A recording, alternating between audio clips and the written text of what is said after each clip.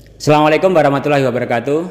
Halo sobat, bagaimana kabarnya? Saya harap kalian baik-baik saja. Hari ini kita bertemu lagi dengan saya Mr. Siswa dari Magetan. Hari ini kita akan melanjutkan materi bahasa Inggris berikutnya.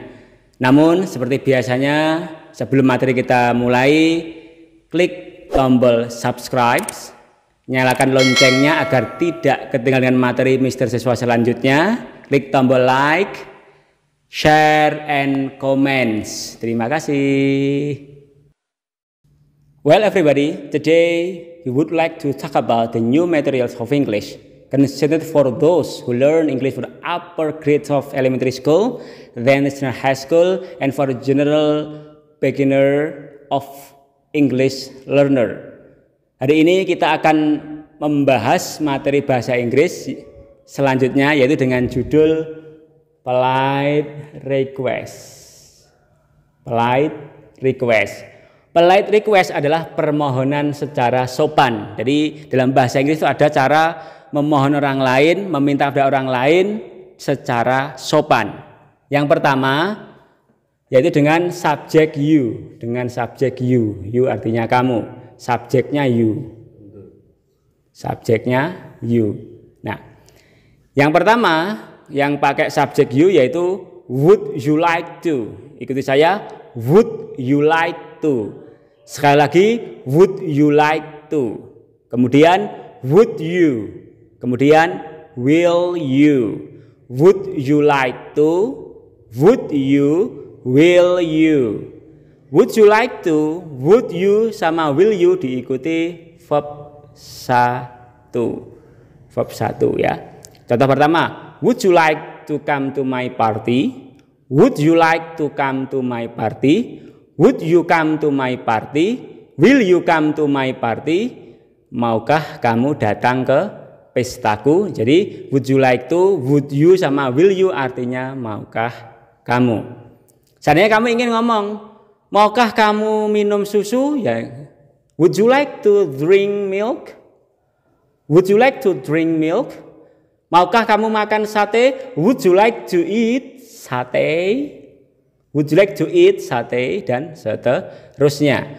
Rumus berikutnya yaitu pakai could you. Could you ini pakai verb 1 juga, pakai verb 1. Could you come to my party? Sama can you come to my party? Ya. Can you ini sifatnya informal. Informal itu maksudnya sesama usianya. Kalau dalam bahasa Jawa ini can you itu pakai bahasa ngoko.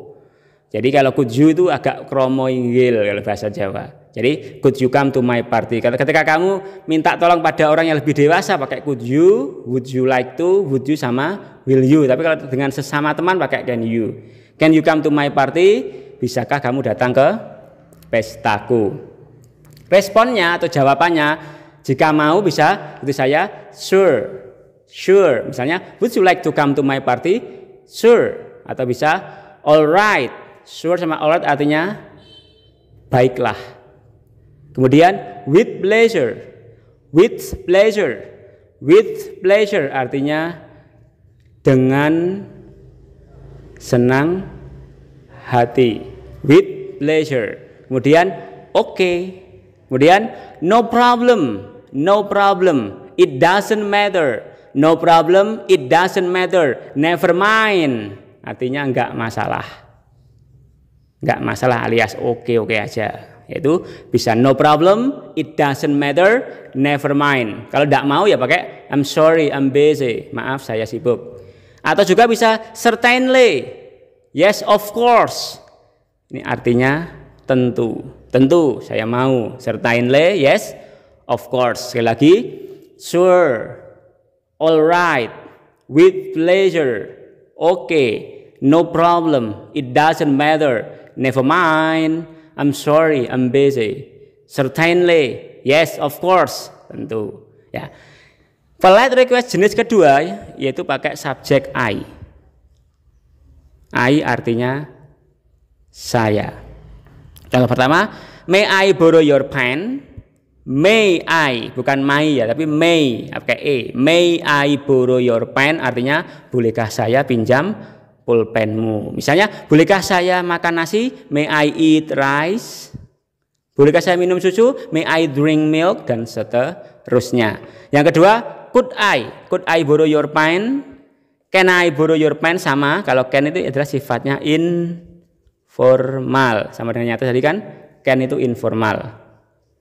Ya, can I borrow your pen? Bisakah saya pinjam pulpenmu?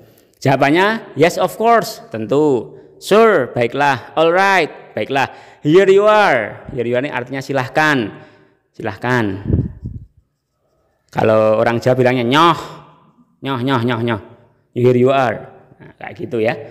Yang ketiga, yang terakhir yaitu polite request menggunakan would you mind. Ikuti saya. Would you mind. Would ya, bukan would tapi would biasa. Would you mind atau do you mind. Would you mind sama do you mind maknanya sama. Apakah Anda keberatan? Would you mind, do you mind.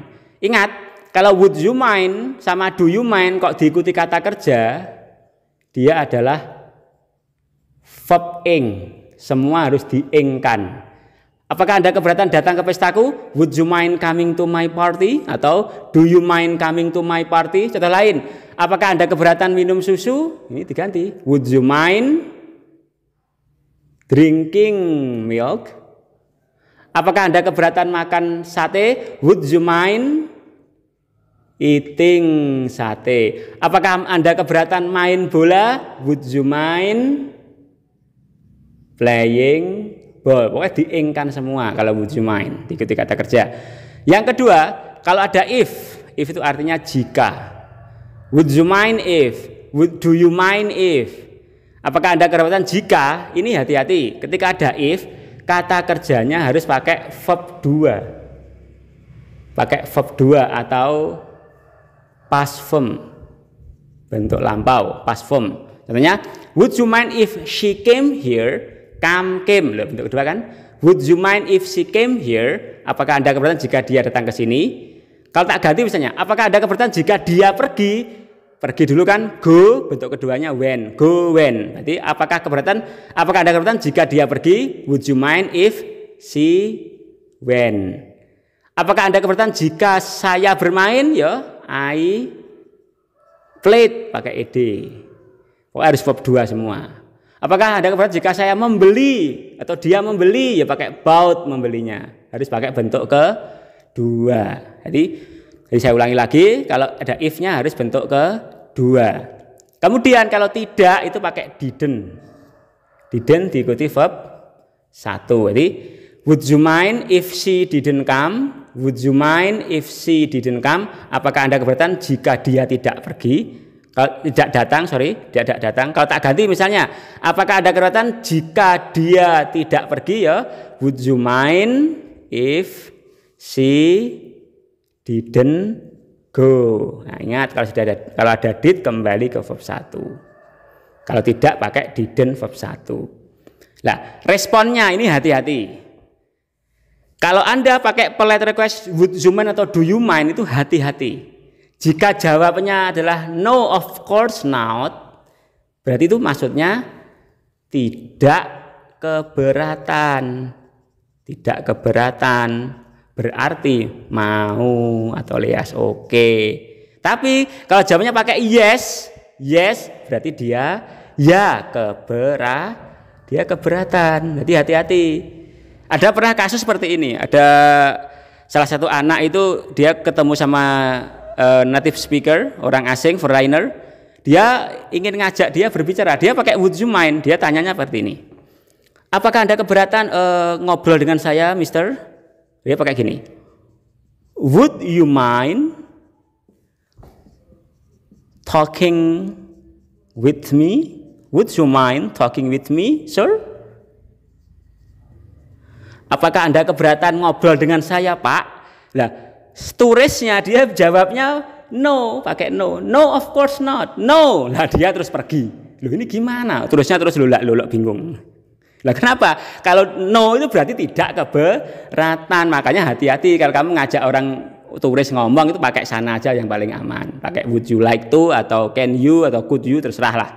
Kalau pakai would you mind hati-hati. Jika jawabannya kok no, berarti dia tidak keberatan alias mau. Tapi kalau yes, berarti dia keberatan. daratan. Oke. Jadi kalian berlatih sendiri, ini dibuat kalimat sendiri di rumah. Saya yakin ini sangat mudah ya. Sangat mudah sekali. Sekali lagi, practice make perfect, berlatih membuat sempurna. Oke. Sekali lagi jangan lupa untuk klik tombol subscribe, nyalakan loncengnya agar tidak ketinggalan dengan materi mahasiswa yang menarik lainnya. Klik tombol like, share, and comments. Intilas AC. Wassalamualaikum warahmatullahi wabarakatuh. See you later and cheerio.